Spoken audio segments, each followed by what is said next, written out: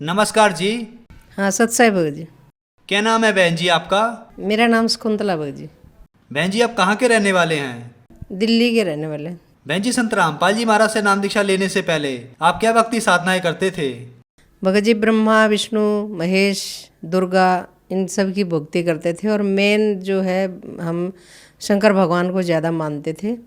उनकी शिवलिंग स्थापना करवाई इधर पास में एक आईटीओ पे 2 जगह शिवलिंग स्थापना भी कराई। और जब तक हम इतना मानते थे शंकर भगवान को, जब तक जल नहीं चढ़ जाता, कहीं घूमने गए हैं या किसी के घर गए हैं तो अगर जल चढ़ाने के लिए शिवलिंग नहीं मिलता था तो मैं पानी भी नहीं पीती थी।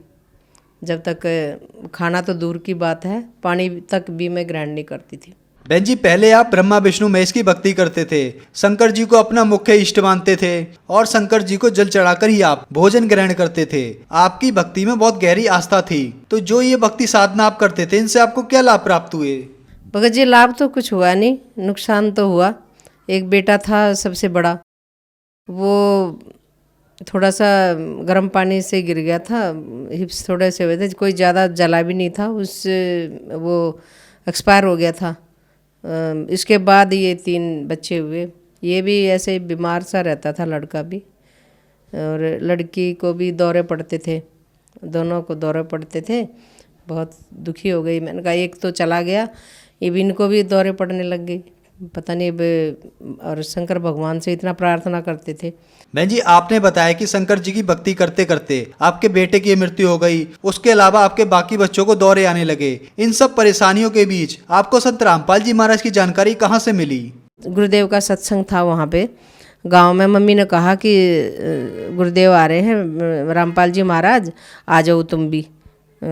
हम रात को गए, गुरुदेव ने सत्संग किया। मेरा बड़ा भाव था, हमने सलाह मिला के गए थे कि भाई हम वो नाम नहीं लेंगे, सत्संग सुनाते हैं बच्चों को, यहाँ किराएदारों के पास छोड़ गए।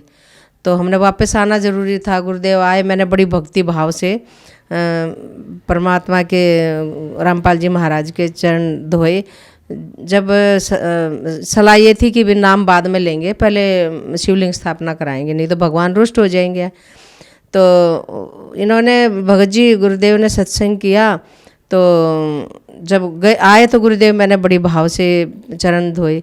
लेकिन जब सत्संग हुआ ऊपर तो भगत जी गुरुदेव के चरणों में बैठे थे, तो वो उनको सत्संग गुरुदेव का अच्छा लगा। तो उन्होंने गुरुदेव ने सत्संग के बाद बोला कि भाई जो नाम लेना चाहता है बैठ जाओ, बाकी चले जाओ। सब चले गए।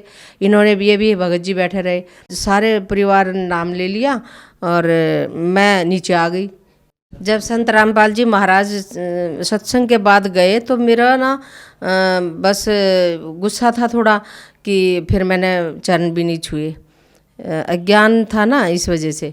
भगत जी बोले कि जब नीचे आए, मैंने कहा आपने नाम क्यों ले लिया? आप हमने तो सलाह मिलाई थी पहले शिवलिंग स्थापना करेंगे। बोले कि ले लिया मैंने तो, तेरे को पागल पता नहीं है, तेरे को ज्ञान नहीं है, ये तो बहुत पूर्ण संत है। मैंने कहा ले लूँगी, मैं भी बच्चों को दौरे पड़ रहे हैं इतने ज़्यादा, तो ले लूँगी, लेकिन इतने दुखी पहले हो रहे हैं और शिवलिंग स्थापना ही नहीं कराएंगे तो भगवान रुष्ट हो जाएंगे। फिर भगत जी मम्मी कहने लगी, सास, कि ये नाम नहीं लेती ना तो तुम शिवलिंग स्थापना करा लेना, जो भी मर्जी। और इसको लड़के को सत्संग था गुरुदेव का करौथे में, रामपाल जी महाराज का। तो बोले कि लड़के को लेके आ जाएगी, ये दौरे पड़ रहे हैं ना, तो उसको नाम दिला ले जाएगी, ये नहीं लेती तो। मैं भगत जी गई वहाँ पे इसको नाम दिलाने के चक्कर में। तो वहाँ गुरुदेव का सत्संग चल रहा था तो सारे खुश हो गए कि लेके आ गई। तो परमात्मा की इतनी ज़्यादा संगत नहीं थी उस टाइम में। तो संत रामपाल जी महाराज बैठे हुए थे तो बोले कि भगत जी गुरुदेव ये आ गई शकुंतला। गुरुदेव बोले कि बेटे ठीक है, अब नाम लेगी? मैंने कहा हाँ गुरुदेव। मैंने धीरे से बोला हाँ बाबा जी। गुरुदेव नहीं निकला तो जैसे हाँ बाबा जी, ऐसे मेरा डर था। शिवलिंग भी जो है स्थापना करनी है। तो बोले कि ठीक है बेटे। तो जैसे वो नाम हमने ले लिया, बेटे ने भी, गुरुदेव ने समझा दिया, बेटे जैसे हम बोलेंगे मैं बोलूँगा ऐसे ही आप लोग बोलना। मैंने कहा ठीक है गुरुदेव। तो गुरुदेव क्या ऐसे बाबाजी बाबाजी निकल रहा था। फिर मैंने उस दिन संत रामपाल जी महाराज से गुरुदेव ने, संत रामपाल जी महाराज ने मुझे नाम दीक्षा दे दी। बहन जी, हमने सुना है कि संत रामपाल जी महाराज से नाम दीक्षा लेने के बाद श्रद्धालु को बहुत सारे लाभ प्राप्त होते हैं। तो क्या संत रामपाल जी महाराज से नाम दीक्षा लेने के बाद आपको भी कोई लाभ प्राप्त हुए? भगत जी बहुत लाभ हुए। पहला तो जब मैंने संत रामपाल जी महाराज से नाम लिया और बेटे को दिलवाया, तो वो बेटा ऐसे कांपता था, बुरी तरह से पीछे गिरने को हो जाता था। तो वो उसके बाद एक जो बच्चा 5-5 मिनट में हिलता रहता था, तो वो उसके बाद ना फिट्स नहीं पड़े और खाता नहीं था, रोटी स्कूल नहीं भेजती थी, डर लगता था गिर जाएगा। प्रसाद दिया गुरुदेव का, इतने भर भर के प्रसाद मिलता है संत रामपाल जी के यहाँ। तो इतना सारा हलवे का प्रसाद दिया, वो तो सारा ही खा गया। बोले दादी जी और लूँगा मैं। तो परमात्मा की दया, वो बोले कि और दे दो भाई इस बच्चे को। तो उसने इतना सारा और लिया हलवा और भी खा गया। तो फिर इसके बाद हम भंडार में गए, तो भंडारे में वो कहने लगा, खीर दी, एक थाली खा ली और फिर बोले और लूँगा, और खा लिया, रोटी और खा ली। अब जो बच्चा एक रोटी नहीं खाता था और वो इतना सारा खा गया, तो मैंने कहा मरेगा क्या, इतना सारा खा लिया। तो मम्मी कहने लगी सास हमारी कि तू क्यों बच्चे को टोक रही है, ये तो परमात्मा का प्रसाद है, तो ये इसको कुछ नहीं होने वाला, तो चुपचाप इसको खाने दे जितना खाता है। तो मैंने कहा ठीक है, मैं देखूं ये भगवान, इसको तो दौरे नहीं पड़ रहे, मन मन में सोचूं। तो बोले, मैंने कहा चलो कोई नहीं, गैप हो गया होगा कि कोई बात नहीं। तो फिर लेकिन फिर मैं सोचती रही, पढ़े ना मैं देखती रहूं। तो बोले कि, मैंने कहा मम्मी दौरे तो नहीं पड़ रहे इसको। कह रहे अरे बेटे, संत रामपाल जी महाराज तो पूर्ण परमात्मा हैं, मैं इसीलिए तेरे को बार बार कह रही थी, तू क्यों उलझी हुई है। जब से संत रामपाल जी से मेरे बेटे ने नाम दीक्षा ली, तब से उसको एक दौरा भी नहीं पड़ा। और संत रामपाल जी महाराज से नाम लेने से पहले ना मेरे नाक में ना, डॉक्टरों ने बता रखा था, मुझे सांस नहीं आता था लेटने के बाद। तो उन्होंने कहा कि इसका तो छोटा ऑपरेशन किया, उससे बात नहीं बनी। उन्होंने कहा कि बड़ा ऑपरेशन होगा और उसके बाद बात बनेगी। तो मैंने कहा ठीक है। तो मैं ऑपरेशन के लिए चली गई। तो उसमें RML हॉस्पिटल में।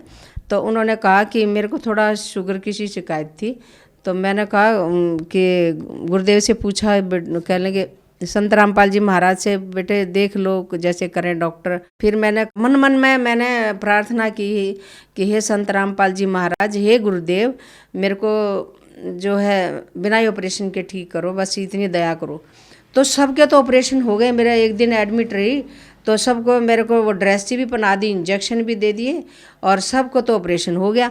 और मेरे को कहने लगे कि आपकी ना शुगर की रिपोर्ट ठीक नहीं है, और औरों को तो इंसुलिन के इंजेक्शन दे के और कर दिया ऑपरेशन। मेरे को कहने लगे कि आपका अभी नहीं होगा, बाद में आना, आपको शुगर थोड़ी सी बढ़ी हुई है। तो मैंने सबको तो इंसुलिन दे दिया। मैंने कहा ठीक है जो भी है। फिर मैं छुट्टी हो गई, दोबारा से डेट दी। मैंने तो बस परमात्मा से प्रार्थना करी, परमात्मा संत रामपाल जी महाराज बस दया करो, मेरे को जाना ही ना पड़े।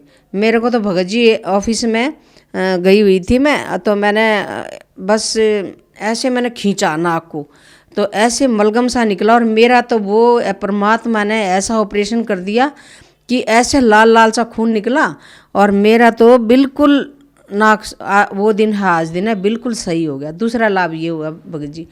तीसरा लाभ भगत जी, मेरे को यहाँ पे लंग्स में ना इन्फेक्शन था। तो मैंने परमात्मा से प्रार्थना की, गुरुदेव रामपाल जी महाराज से प्रार्थना की कि गुरुदेव मेरे को ये है, इसका क्या करूं। तो गुरुदेव बोले बेटे दया करेंगे परमात्मा। भगत जी मेरा इतना ऐसे चलता था जैसे कीड़ा चल रहा है। तो मैंने बस ऐसी दया करी दाता ने, संत रामपाल जी महाराज ने, कि मेरा तो वो बिल्कुल एकदम से ठीक हो गया। ना कुछ मैंने दवाई ली, ना कुछ हुआ। और हमारे जो फादर इल्ला थे, उनको भी वो जिंद बने हुए थे, उनके भाई, वो सारे जिंदा नहीं छोड़ते थे, सब बच्चे मर जाते थे भैंस गायों के। और छोटे देवर थे, वो भी मम्मी बताती हैं, वो भी ले गए थे वो। और ऐसे ससुर को ले गए, वो उनको भी वो वहीं पे ले गए, वो भी उनकी मड़ी बना दी खेतों में। फिर भी वो हमें परेशान करते थे, इतना परेशान करते थे बहुत ज़्यादा।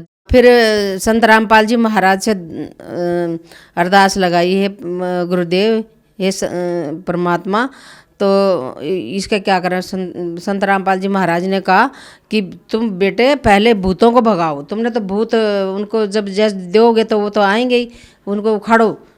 फिर देखो सब उखाड़ दी, वो उखाड़ने के बाद भगत जी बिल्कुल ठीक हो गए।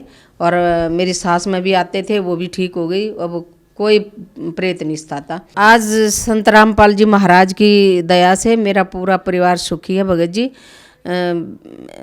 2 बेटियां हैं, 1 बेटा है, अच्छे से सब भगवान की दया पढ़ रहे हैं और अब नौकरी भी कर रहे हैं। इतनी दया परमात्मा ने बख्श रखी है कि जरा सा कुछ हो जाता है घर में तो परमात्मा को बस स्मरण कर लो, बस वो तो दाता भंडार भर देते हैं, उसी टाइम ठीक कर देते हैं। कोई ऐसा अड़चन ही नहीं आती कि भाई हमें डॉक्टरों के पास जाना पड़े या कहीं और कहीं जाना पड़े। बहन जी, संत रामपाल जी महाराज से नाम दीक्षा लेने के बाद आपके बच्चों को जो मिर्गी के दौरे आते थे वो ठीक हुए, और आपको इन्फेक्शन और शुगर की बीमारी थी वो भी संत रामपाल जी महाराज की कृपा से ठीक हुई, और भी बहुत सारे आपको लाभ प्राप्त हुए। तो जो श्रद्धालु आज आपको देख रहे हैं, आप उनको क्या संदेश देना चाहेंगी? मैं तो ये प्रार्थना करूंगी, संदेश क्या प्रार्थना करूंगी कि जो भी मुझे देख रहे हैं या संत रामपाल जी का महाराज का सत्संग सुनते हैं या उनको देख भी लेते हैं, सत्संग को चल रहा है, वो सत्संग उनको ध्यान से सुनना चाहिए देखने की बजाय। ये संत रामपाल जी महाराज दूसरे संतों के जैसे नहीं हैं, वो तो पूर्ण परमात्मा हैं। और मैं तो ये उनको प्रार्थना करूंगी कि मैं जैसे मेरे सारे कष्ट दूर हो गए, ऐसे उनको भी अगर नाम दान लेते हैं परमात्मा संत रामपाल जी महाराज से, तो उनके भी पूरे दुखों का निवारण परमात्मा कर सकते हैं। बस यही मेरी प्रार्थना है कि वो आएँ और यहाँ पे अपने कष्ट दूर करवाएं। बहन जी, संत रामपाल जी महाराज से नाम दीक्षा कैसे ले सकते हैं? कई चैनलों पे संत रामपाल जी महाराज का सत्संग आता है, तो उन जो सत्संग चलता है उस पे नीचे एक पट्टी है, उस पे फ़ोन नंबर लिखे हुए, आप उन फ़ोन नंबरों पे फ़ोन करके पता कर सकते हैं कि कहाँ कहाँ नामदान केंद्र बने हुए हैं, और वहाँ कहाँ कहाँ वो बता देंगे उस पर फ़ोन करने से, और वहाँ पे जा कर के हम नामदान ले सकते हैं। धन्यवाद बहन जी। सत साहिब।